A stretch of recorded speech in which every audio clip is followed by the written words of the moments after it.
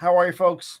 The Enzo DiCostanzo podcast. So let's get right to it. We're going to have another article about Warren Buffett and his wonderful dividend income model. So let's get right to it.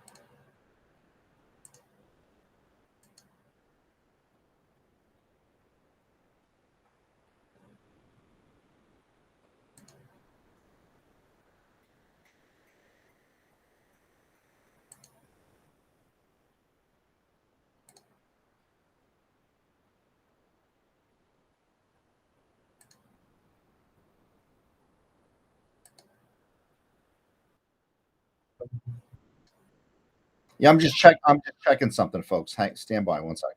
Okay, this is okay. Yeah, we had a call this morning, and I don't know. People were saying, "Oh, we can't see this, we can't see that." So you can see there's a lot of videos up, a lot of views, which is good. I don't make any money from this, from the directly from the video thing, by the way. Just to let you guys know that. Okay, so anyway, yeah. So here, this came out just before school started. 58 years, Berkshire Hathaway. And yeah, a dollar turned into 40. I think I spoke about this in class. That's about he had about a $4 million percent. We were discussing this for I think from the first day. Warren Buffett is going to make 45 billion, 6 billion, or whatever it might be from a couple stocks. Okay, for just cashing the dividend check, him and his partner. And certainly, if you look at the first the first batch here, it says for the past 58 years. So if we do the math, if this is 60, this would be 6. So it was 65, right? So from 1965 would probably be the best time. From 1965. All right. And these titles are just that's all just extra stuff. What the title is. So he turned a dollar into $43,000. That's twice as good as if you just bought this S&P 500 and 65 and just left your money in there, what you would have today. Again, based on annualized total returns. And again, we've done a little bit of that in the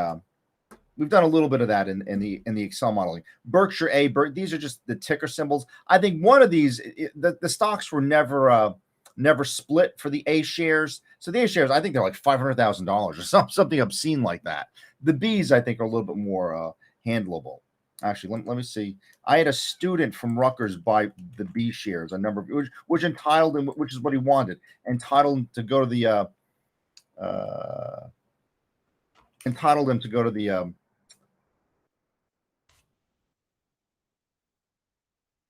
the investor thing.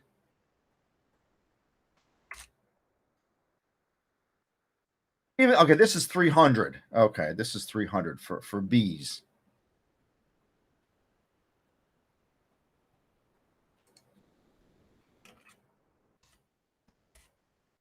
Yeah, the A, it's like 500,000. So Andre most likely bought, and these were what were these a decade ago?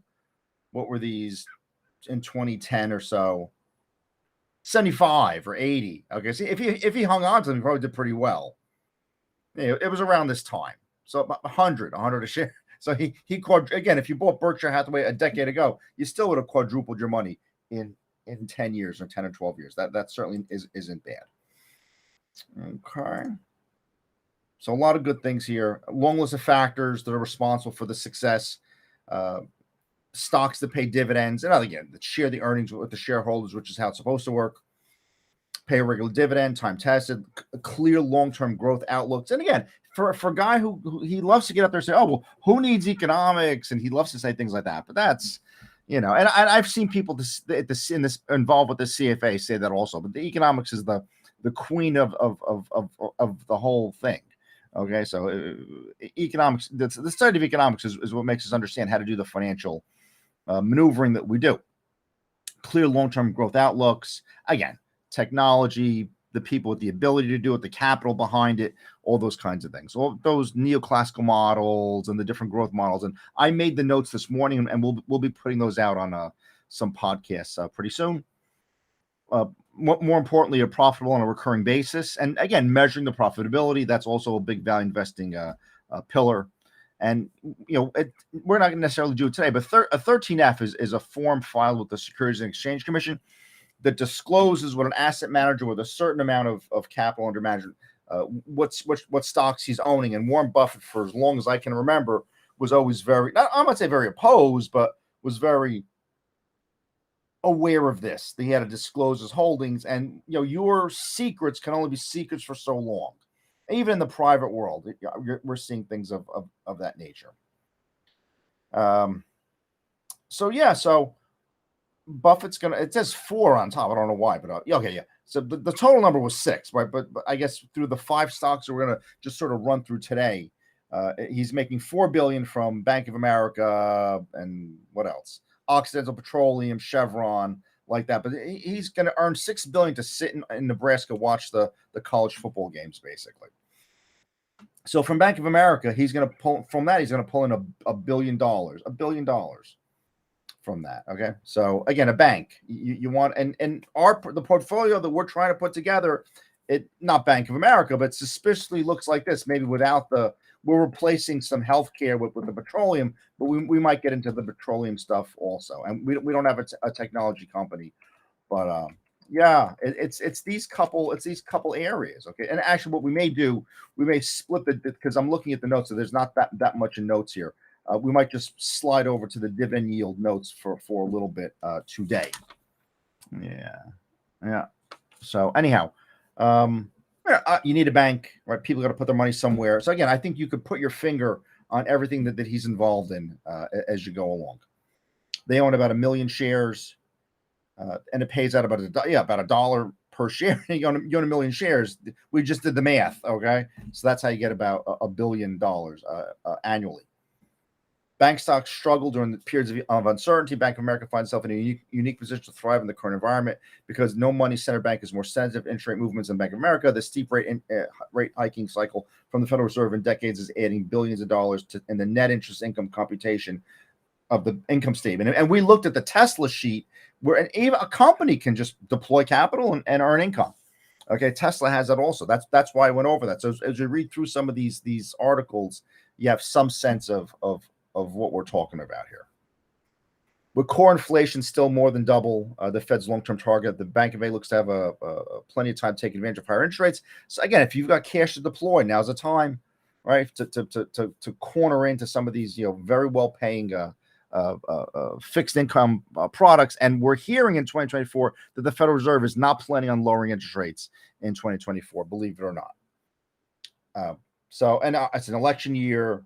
So I think a lot of it is if there's some out of control inflation, you're really going to harm the incumbents if they've not been harmed enough already in terms of, and again, forget about Democrat or Republican. If this was the Bushes, if this was Clinton, if this was whoever, I think we'd all still feel the same, no matter what name is in there. And let me tell you something, there's very little difference in the Republicans and the Democrats. Trump is the big outlier. That's the problem, that he's not a part of the team. In a sense, he's an outside force into the bureaucracy down there, and that's the problem. So believe me, that's the only problem. There's nothing else. It's not with the documents. I've stopped paying attention because the legal analysis will drive you crazy. In terms of how many things are wrong with what's going on here from the legal system that existed up until a couple of years ago. Okay, how many things are wrong with so much of what we're seeing here. Anyway, I'm not going to get into that right here, but there's a lot of problems, and we're in a shift right now, and it's not stock market, it's none of that stuff. It's the culture of the country, and really democracy just a populist majority versus having the minority voice heard, which is the constitutional republic, which is a system that we've had for a couple of centuries here. And if you look back to the Greeks and the Romans, they tried both systems, and the constitutional republic is the one that worked out better. Okay, but I guess people need to do that experiment again, I suppose. So Bank of America isn't receiving enough credit for its technology investments. It might be viewed as a banking dinosaur by consumers, but it's observed a steady uptick in the number of household banking online via its mobile phone apps and applications, and more payments and loans being processed digitally than ever before, leading to higher efficiency.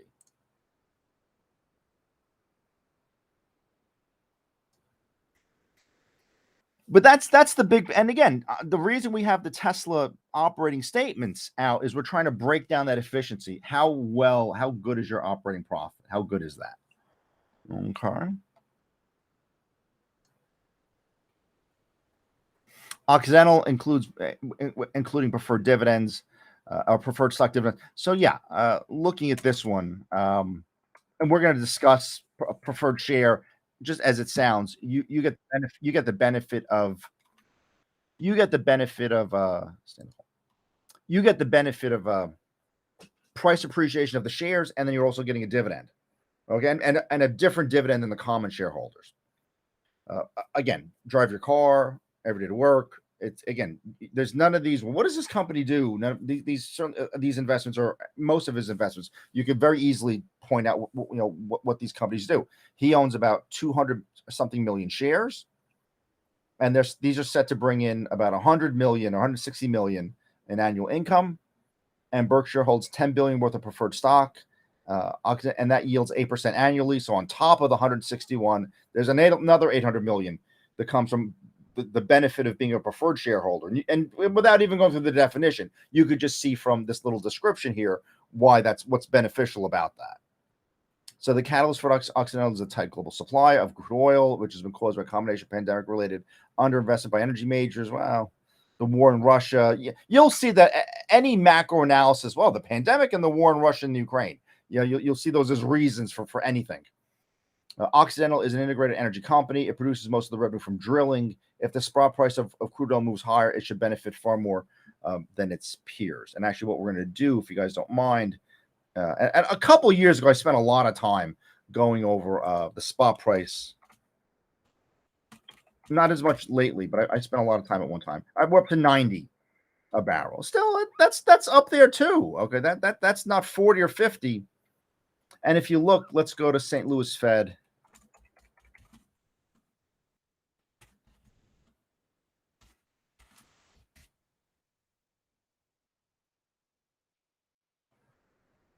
And let's look at the last decade. Yeah, it was down to this is folks. I was at St. Peter's in 2015. It was 40, and actually it was down to 31 in 16. And Trump kept it pretty good, a little higher. Right, then obviously it dropped off the edge of a cliff. I don't know about this negative thing, what that means, but are these changes? No, this is the West Texas Intermediate. And then it's scaled up again. So I'm not sure what this gigantic. It's not. We're not. The oil companies aren't paying us to buy it. So I don't get that data point. But still, it was down to $15-16 a barrel. Yeah, I mean certainly an unexpected thing, and a very unpredictable thing that happened a couple of years ago. So the other driver is the improved balance sheet of the company. There's no secret. It's buried itself in debt when it was acquired by Anadarko. But since March 21, it's reduced the net debt by more than 15 billion. I don't know magnitude-wise, is that half? Is that a third? And the steady improvement in the balance sheet could lead to multiple expansions. So in other words, the more capital you have to sort of more wells and more pipelines and just expand your business, like any business, oil, Walmart, whatever it might be. Apple, obviously, and this is also, again, another big number here. This is another billion from Apple, and he owns, again, about a million shares or I'm sorry, almost a billion shares of Apple. And again, he made some kind of deal to capitalize them because this is a very mature company. And he goes, hey, I'll keep my capital here for a decade and give me good terms. And he negotiated that. Okay, phones, a computer. Okay, so it's all 5G capable iPhones. Okay, and a big share of the smartphone market. Tim Cook has repositioned the company to become a platform company, high margin subscription services, allow to steady growth of its operating margin over time. I think these guys, they bought the Beats headphones and the music platform, and they made billionaires out of a couple record producers, I think, in Brooklyn. So Jimmy Ovine, I think, and did very well, and somebody else out in Los Angeles, but Jimmy Ovine was one of the guys. He was scrambling in the 80s to produce this record and that record, and let me make some money. And now he's really hit a home run. Big Apple has a big capital return program, stock buyback, repurchased a lot of common stock. Okay, So, which is another way to get capital back into the hands of your or to return cash to your shareholders. Chevron, again, another oil and gas major, right? Integrated company, which in other words, they mine it, they refine it, they transport it, they maybe even sell it. If you guys remember the Chevron gas stations, again, this is another almost billion that's coming in for these guys, and they own another 100 million shares of this. Okay, they've increased the dividend 36 years, which is most of my life. Okay, so these are Chevron and Occidental, two integrated operators. It provides far superior balance, transmission pipelines. It owns, generates predictable operating cash flow, while its chemical plants and refineries offer a hedge against lower crude oil spot prices. In other words, if the price of crude oil were to fall, Chevron is going to hold up far better than Occidental Petroleum. Other key advantages for Chevron is the balance sheet.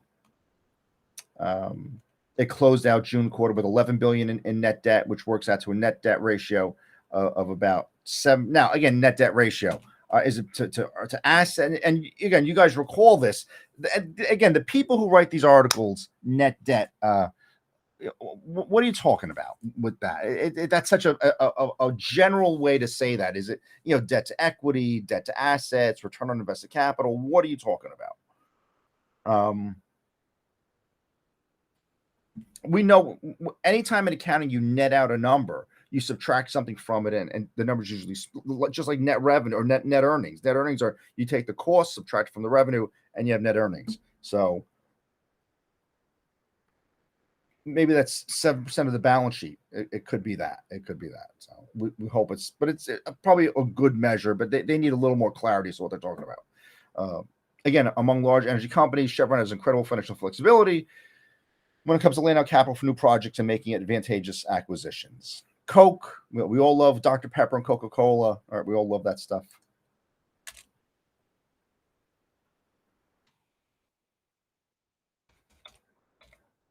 Again, I asked my classes a number of years. I haven't spoken about it since, but I asked my classes a number of years ago. Why is it that Warren Buffett? Not that he makes again almost $1 billion in dividend income from owning whatever how many shares of Coca-Cola he owns, 400 million shares, and again 61. Again, that's not nowhere near that age, but that's the better part of a century.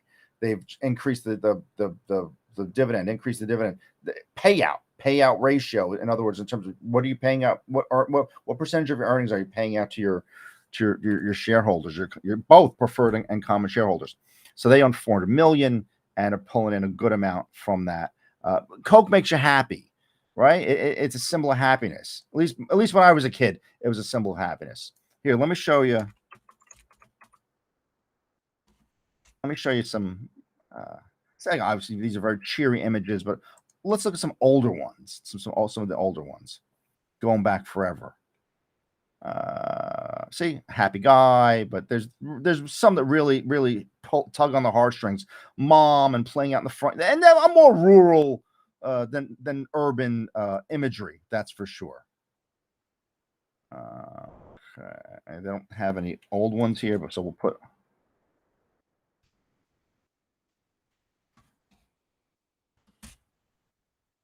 There it is. Santa Claus. This stuff from the 50s, right? A serviceman, an Air Force guy, right? A young couple. Remember, see the typewriter. There's no computer. There's a typewriter. So this stuff is very, very old. I'm looking for a specific one with like there's kids in the yard and they're on a swing and they're drinking Coke. See, this is a farmer.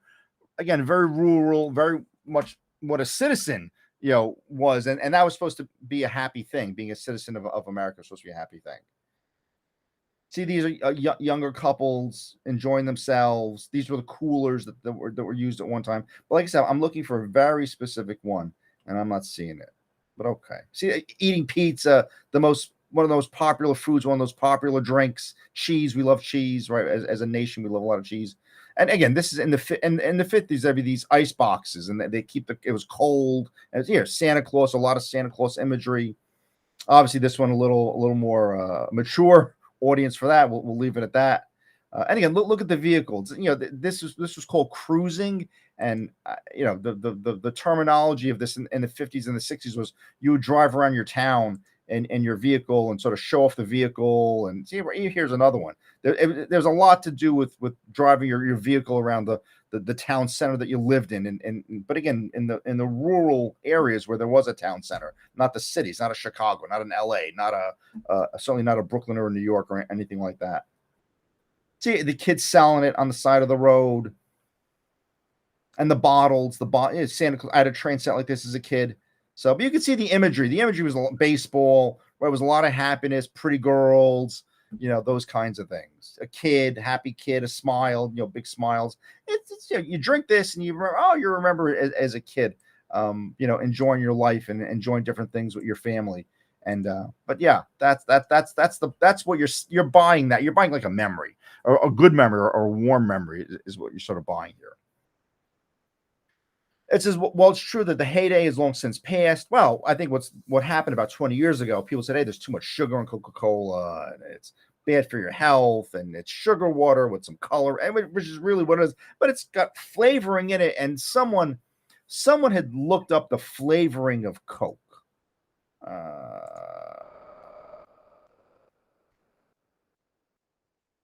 I'm sure someone threw this online somewhere.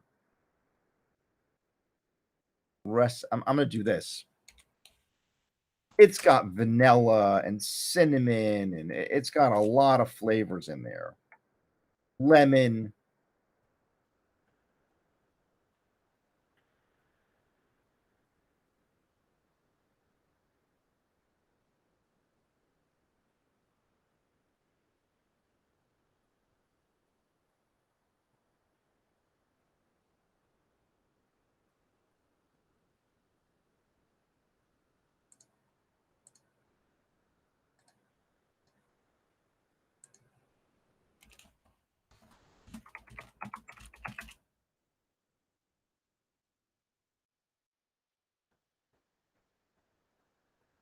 Folks, I apologize. It's a little I don't know what's taking time here, but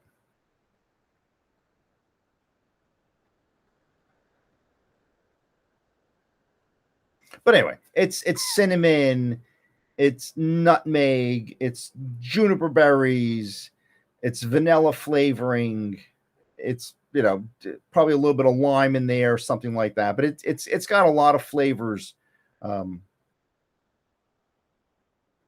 Yeah, it's got a lot of flavors out there. You folks have, for whatever the reason, it's not wanting to cooperate anyway. But yeah, so and Coke has operations in all but 3 countries worldwide. It's not in Cuba, it's not North Korea, and it's not in Russia. And I'm sure they'd love to be in Russia. So in other words, in terms of expansion, it doesn't have a big expansion sort of choice, which is unfortunate.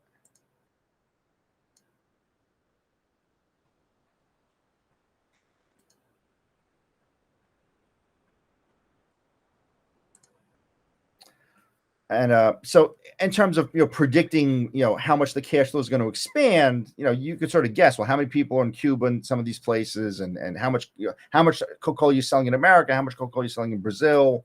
And for marketing, it's devoted more than half of its ad budget to digital media, relying on artificial intelligence to curate and tailor ads, while also leaning on well-known brand ambassadors, helping the company engage with and win over younger generations of consumers. Okay.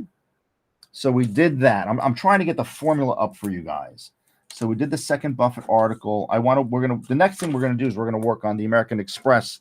The analysis of his dividends is the next piece of the puzzle here.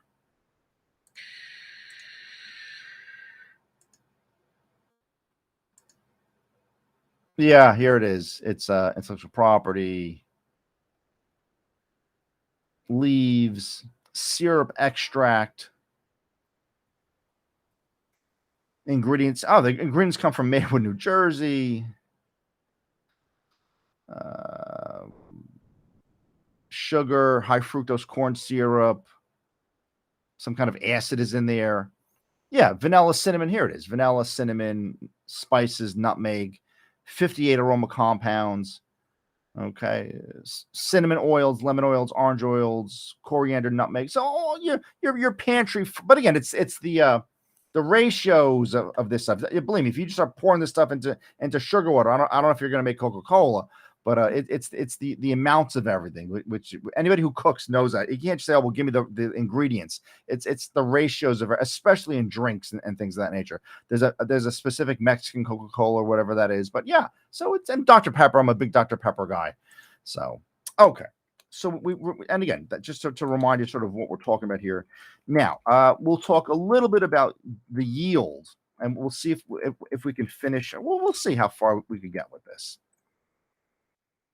The yield. So this is what we've been computing in the previous sort of Warren Buffett models. It's a percentage or a financial ratio of the dividend divided by the price of the share. So the dividend per share divided by price per share, or overall dividends divided by the value of your investment.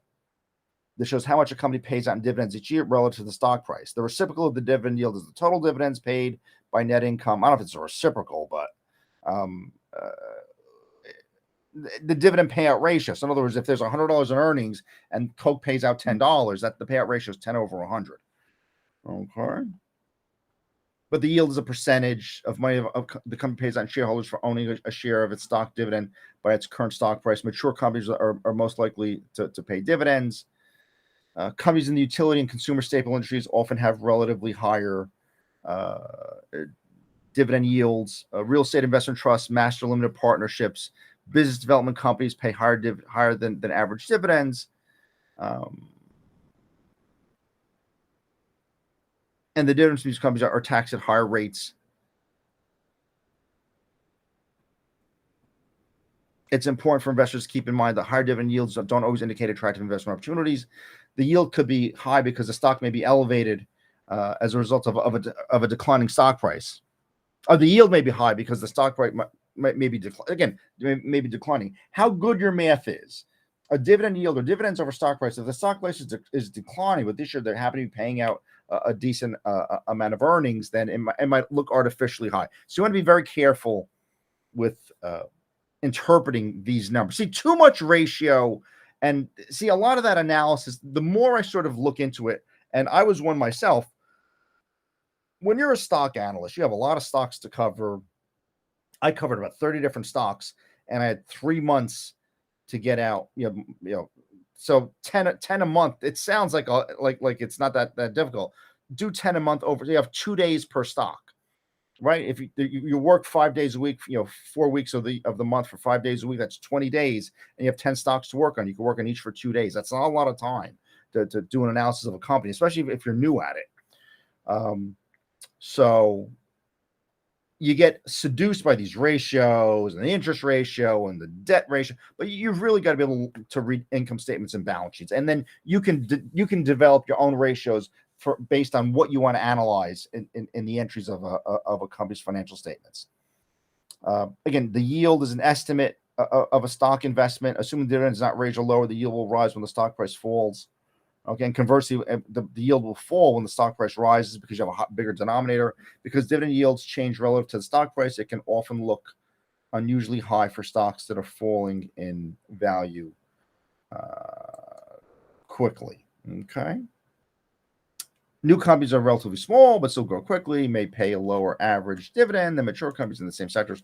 In general, mature companies aren't growing very quickly, may pay the highest dividends. Consumer non-cyclical stocks, market staples such as or utilities are examples of entire sectors that pay the highest dividend average. Yeah, so if you're utility or non-cyclical consumer stock, you're always going to need paper products and plastic forks and cups and things of that nature. So you're always going to need it no matter spring, summer, Christmas, 4th of July, whatever it is.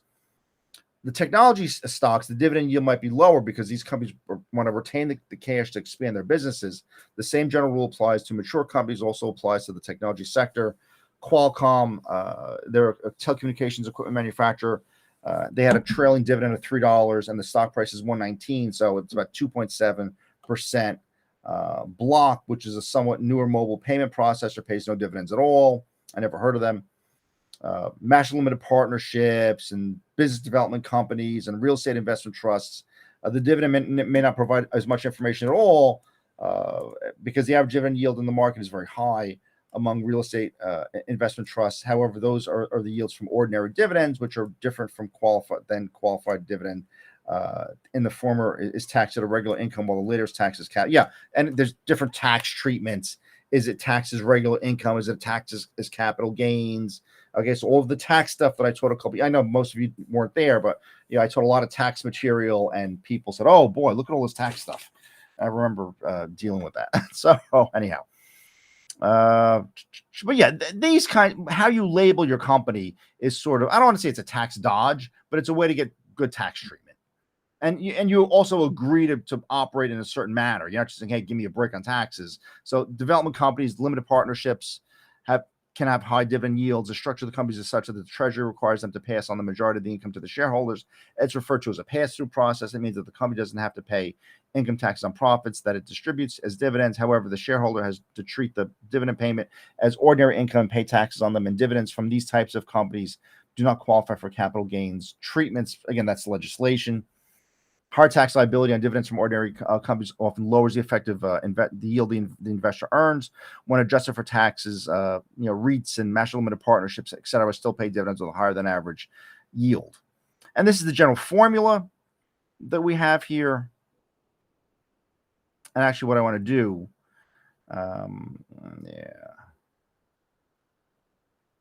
So I think a good, because I want to work on the Excel. So what we'll do is we'll read this out. Okay. Because let's get the formula. It's good that we spilled over into this. So we'll pick up the rest of the dividend yield in another lecture. And also we could talk about maybe non-controlling interest. And then I have the macro theory stuff that I want to start throwing out there. Dividend yield can be calculated from the last year's full financial report. The formula is right here. There's the formula. The dividend you can do per share or total versus equity value, kind of a thing. And this is acceptable during the first few months after the company's released its annual reports. The longer it's been since the annual report, the less relevant the data is. Alternatively, investors can also add the last 4 quarters of dividends, which captures the trailing 12 months. If you see TTM, that's trailing 12 months of dividend data. Using trailing dividend numbers is acceptable, but it can make the yield too high or too low if the dividend recently has been cut or raised. Dividends are paid.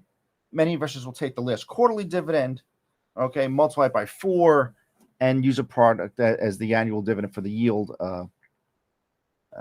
calculation. This approach reflects the recent change in dividends, but not all companies pay an even quarterly dividend. Some firms, especially outside the U.S., pay a small quarterly dividend with a large annual dividend. That I've seen that in some of the overseas companies.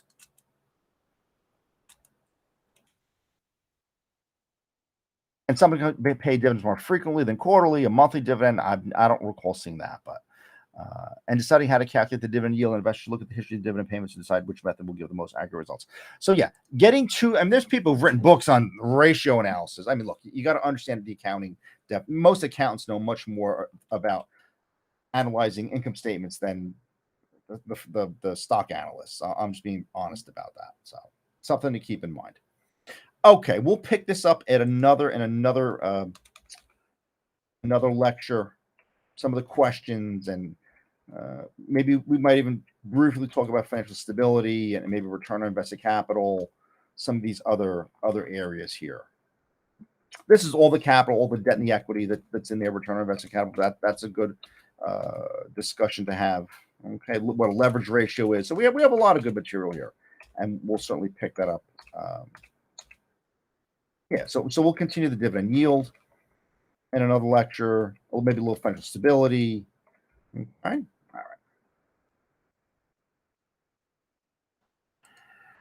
Okay, so we worked on this last time with Coca-Cola. Remember these formulas?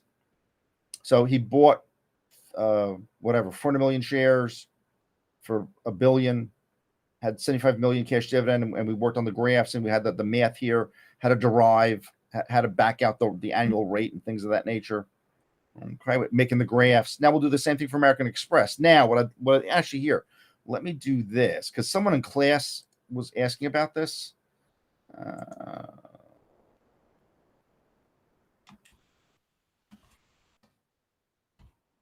Again, Buffett, I'm telling you, Buffett bought this for the name. In other words, there's the building here. This is I think this is I don't know, is that Buffalo or Lower Manhattan? I'm not sure. Yeah, Vesey, it's lower. Yeah, I knew, because that building looks familiar to me. I think, and this CEO guy is from Manhattan College, which is very similar to St. Peter's and Iona and colleges like that. It does banking and card services. And here it says it's American multinational financial services company that specializes in payment cards. It's headquartered in New York City. It's one of the most valuable companies in the world. It's a component of the Dow Jones 30. The logo was adopted, 70 years ago. Is a gladiator or a centurion, and I don't recall that, but okay.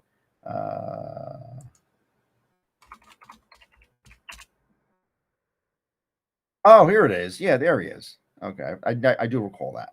This might be, yeah. That's the current. I was gonna say the old. That's the current World Trade. Obviously, today was September 11th, so quite a day. I still get choked up because I remember it was a life turning moment for me in a sense where my career was really changing. I was getting out of physics and getting into business around that time, and it was it moved me, and hearing the radio calls. I heard the radio calls, and knowing that some of those people, that was the last words that they spoke on the surface of this earth. That was pretty tough, and seeing some very and I don't watch any of the movies about September 11 or doc. I just couldn't. And it's 22 years later, and I still sort of can't relate the thing with what those guys did in Pennsylvania with the plane. It's just tough. It's because it hit close to home. It really hit close to home. So yeah. So the image appears on the traveler's checks, charge cards, credit cards. It's based in the American Express Tower, located in Battery Park City in Lower Manhattan, where it maintains its corporate offices. The company is the largest provider of traveler's checks in the world. It started that's 1850 was the Civil War. That's Lincoln, right? Lincoln was around almost around that time.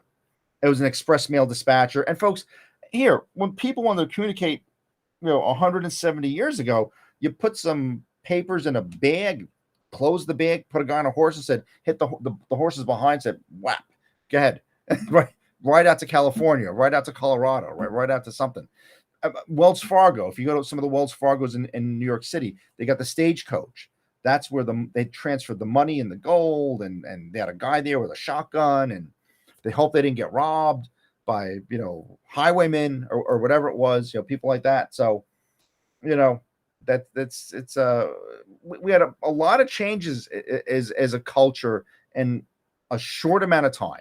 And maybe too fast. I think too fast, and I think that's how we got here today. It just, the changes are just simply too fast.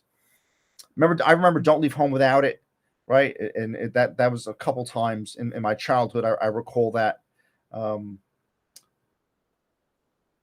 firm invested in the brokerage industry, and the Shearson Lehman. I don't even remember that company. It was an investment bank and retail brokerage named for Edward Shearson. He founded Shearson Hamel, and this was during the merger mania of the 80s, as I think is when a lot of this happened. They discontinued cutting interchange fees for merchants who exclusively accepted their cards, and expanded their market share through targeted marketing campaigns. They converted to a bank holding company during the financial crisis, and the firm launched an airport lounge amenity. So again, when you start branching it, that's people looking for something to do. Right, when you're a credit card company, a card payment company, a check company, a fund transfer company, and now you're worrying about airport lounges. I mean, that's it doesn't add up. But here, American Express accounts for over a fifth of domestic, over 1 out of 5 domestic credit card transactions. The cardholder spends $23,000 annually. And Forbes named American Express one of its valuable brands and brand, like Coca-Cola. That's why Buffett liked it. You think of American Express, that's a better card, a better way to transfer. We trust it more. That brand, you're buying the brand, you're buying comfort, and especially the world the way it is today, you're buying trust. And good luck, finding trust and comfort in very many places. Okay, the company started in Buffalo, and Buffalo was Buffalo, New York is far from us, but very patriotic, very Americana, even though it's a city, but very rural and thinking and hardworking, hard scrabble, middle class, but so. And there's more to it, and you guys can sort of read through this and the different the different parts of this, and you could certainly take the the annual report and read through. But certainly they like American Express. I don't know if they do advertising at the tennis open and things of that nature. Here, let's see if we can find that. Amex US Open ad.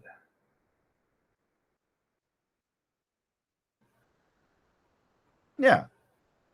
Fan experience. This is at the US Open. Okay. Nothing beats the emotion here. And this is the US Open a couple years ago. I think that is this Nadal? I don't know if I forget, but New York City, and very romantic. Okay. Pier 76. So this is sort of like a museum experience that's sponsored by American Express. Okay. So again, and who are you trying to sell this to? Okay, you're trying to sell this to people. Generally tennis fans are wealthier, more educated, travel more. All these kinds of things. Okay, and they they might use these services more as opposed to someone who doesn't. It doesn't have all those characteristics. Yeah, so you can see.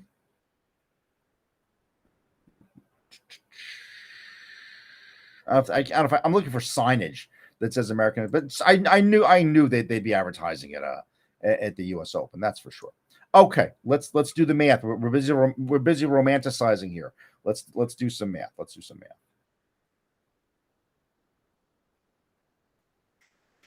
All right, American Express. He did this in 95 to 22.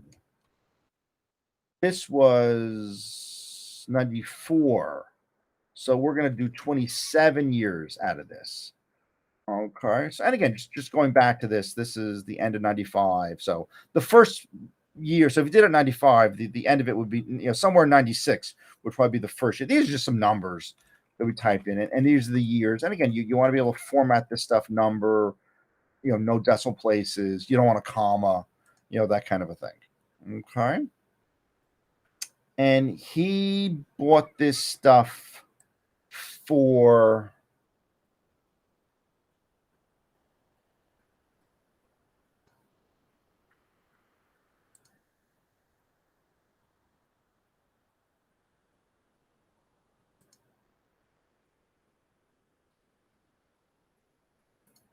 he bought this stuff for 95. He bought it 13. He spent 1.3 billion, almost the same amount as the Coca-Cola. Yeah, 1.3 billion. And the dividend was 41. Yeah. Okay.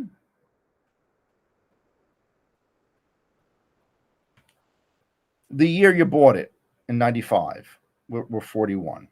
So the yield will be the dividend. So that's total dividends. This is millions divided by 1.3 billion. Yeah, 41 million dividends. Okay. We can't do combined return for the first year. Okay, but somewhere in that year that it was worth one. And you got to make assumptions that in the year you bought it, it just stayed that value, and you got 41 billion that year. Okay. And then the next year, so you have another 27 years to go. And what happened in 27 years? You got to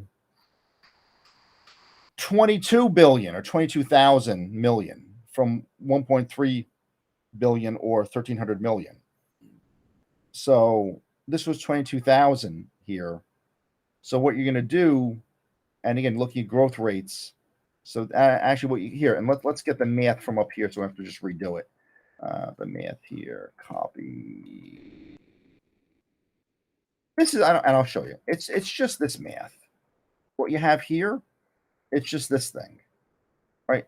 Exponential, 1 over the number of years, kind of a thing. Okay, so this is going to be, it's not 28, it's 27. So it's 1 over 27, and this would be 22 from 1.3. It grew about 11%. Yeah, 11%. Okay. So now what you do, and here, and again, this is formatted as a percentage, 2 decimal places. And again, I realize the math might be a little, and it just depends on how much math you experienced in high school. -1 plus e to the x, and that x is equal to 1 over t, 1 over 27 years, times natural log future, which is 22 billion, divided by present, which is 1.3 billion, or 1,300 million. Okay, so that changes 11% annually is what you figured out with this. So you're going to equal the previous number times 1 plus 11%, like that. So the next year, a year in, the equity is worth 1.4, and you can just go down the whole jetway with this. That's how you get to your 22. All right, that's how you have your 22. We'll put a dollar sign in there. Your 22 billion, right? Because it said it up here. It's worth 22 billion. Sorry, and in terms of how many times this is, in terms of that ratio, right? That's whatever, 17 something. Yeah, 16.92, 17 times. So this is all very good investment banking math, if you ever venture into that. Now, we can't keep doing dividends because we need to expand out the cash dividend, and we're going to use the same formula. So this is going to be that 27 again. So you started with 41 and you ended with 302.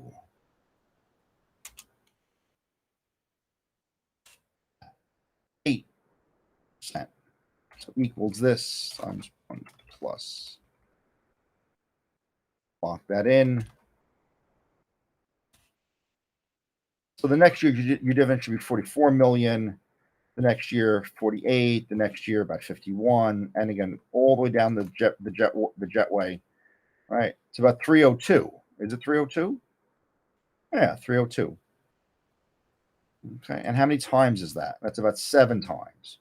302 over 41 is about 7 times. And also, you want to put in your dollar sign for the last one. And the yield is just simply, I'm just doing Control D. So if you put the cursor under a formula, say Control D, it'll bring the formula down. Now, the dividend yield may be declining. And you say, Professor, wait a second, it's down to 1.3. Is that bad? Well, no, because you don't put percentages in your bank account. You put dollars in your, and I've said that a number of times. You put dollars in your bank account, not percentages. Okay, so this is just the ratio of the total cash dividend to the total value of the equity, not the company value, the equity, because there's some debt on this too. Combined return equals parenthesis what you started with, 44 minus the 13 divided by the 1.3. Get about a 14, 14.4, 14.34, and just Control D. Okay, so let's go back to that. How did we get that? So what you did is you took the current year's equity value, subtracted the old one, and then added the dividends that you received, and then divided by the older equity valuation. So you're earning about 14% from that, 2% from. Now you can't just add them up, but we can do some total return stuff also here. The delta in the equity is 20 billion. And there's a little note here that says change in equity over 20. Actually, it's over 27 years. Edit note over 27.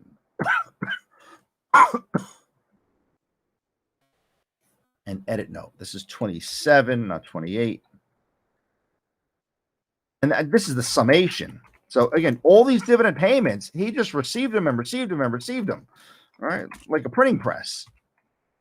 From that, over 27 years, 3 billion, almost 4 billion. All right, that's why the guy is worth what he's worth.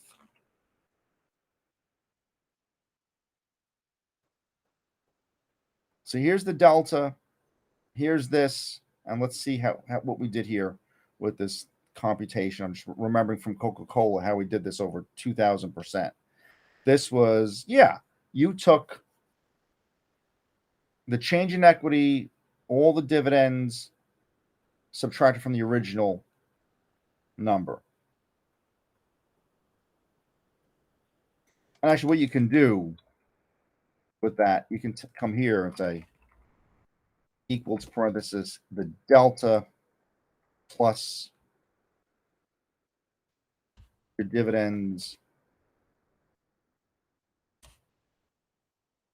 Right, and this is again over 1,700, whatever it was, over 1,800% change. So I think I did these slightly differently. How do we do this? It looks like the same numbers. I don't know what's going on. It looks like the same numbers.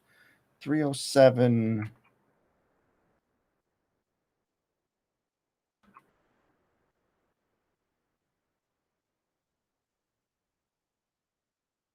Yeah, I don't know. Why are these different? I don't get why these are different. It's the same computation. I don't know. Anyway, but like I said, so when you do this for a living, you know, there's really no answers in the back. Who knows? Maybe the precision of the number or something can throw you off a bit or something. But that's a difference. So okay, but regardless, but you see the idea. You see the idea. Now, we graphed up here. What did we do? And I'll use the same graphs. You click this graph. This was how the cash dividend moved. You're going to copy this graph.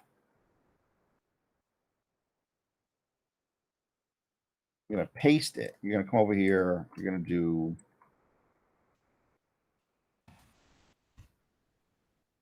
American Express. I think it's Amex, and the font you want a nice blue. Yeah, you could do that. Something like that.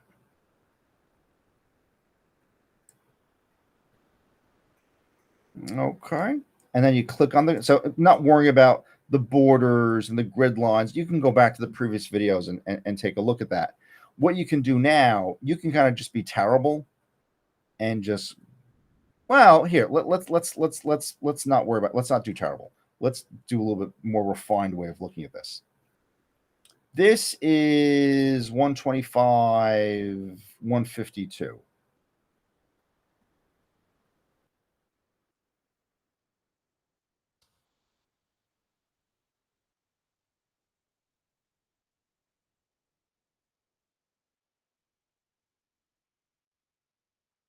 Okay. That's a dividend graph. And now you can see what it corresponds to. It corresponds to this. Okay, it corresponds to this. And you can take the equity graph also.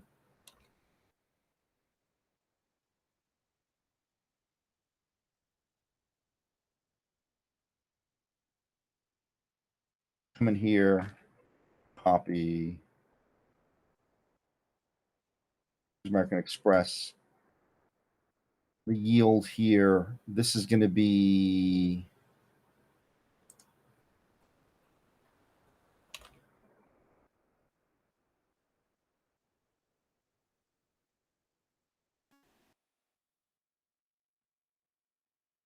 there you go.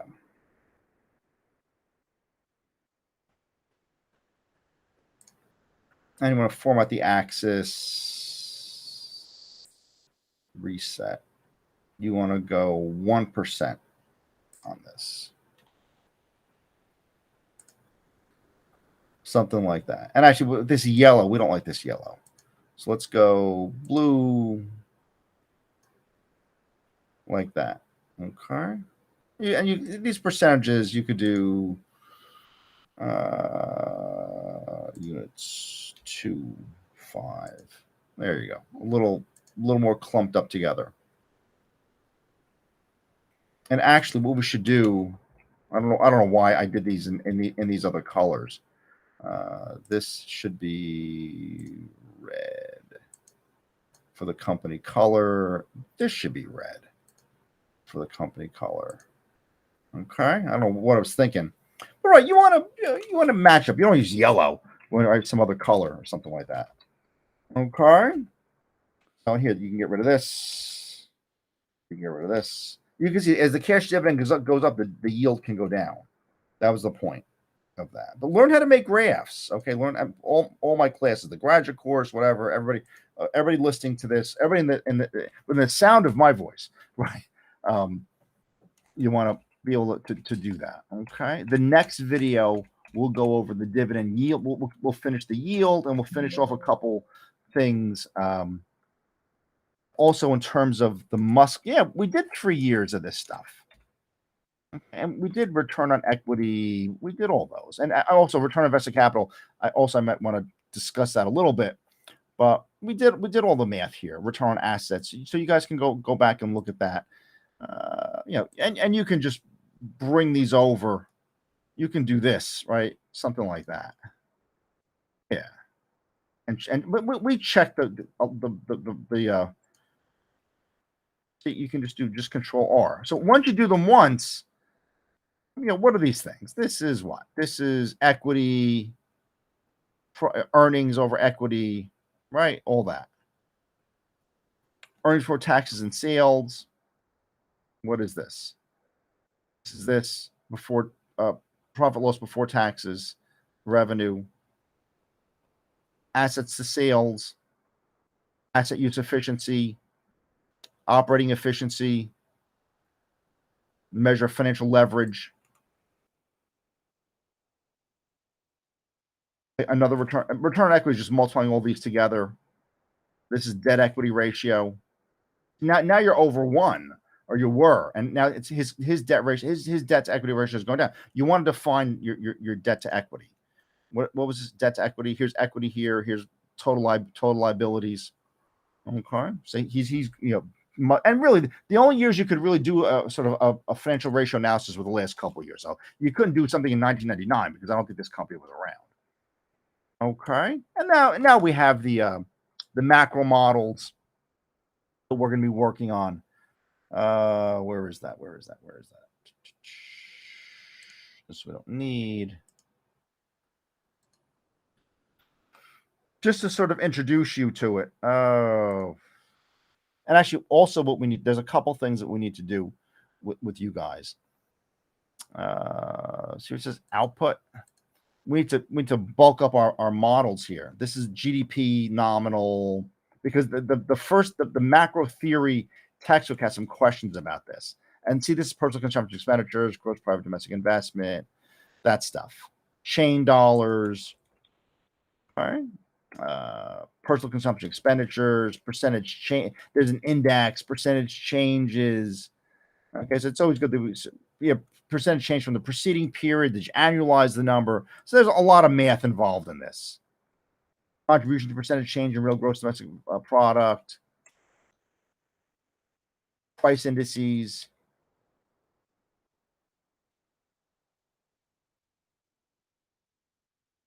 percent change from a year ago quarter, price index for personal consumption expenditure, real GDP percent change from a quarter a year ago.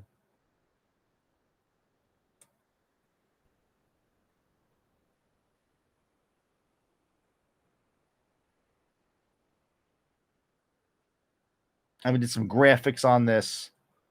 I got to update these. So these models we have to work on, and I spent 3 days doing this aggregate expenditure and equilibrium output, and this is the real intermediate macro, Keynesian theory and investment and slopes and point slope formulas, all that. So we have this coming. It's this thing, right? You guys remember this from what savings and consumption functions? Let me get you a real example here. Here it is. This thing. It's this. You have the consumption function, the savings function, aggregate expenditure, multiplier, and here's the graphic. You can move aggregate expenditure around a bit. Okay. This is coming.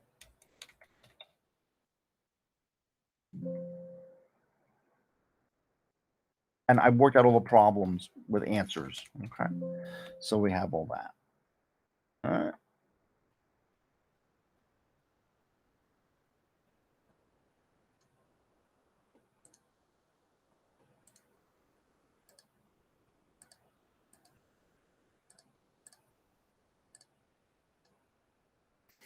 Okay, folks, thank you.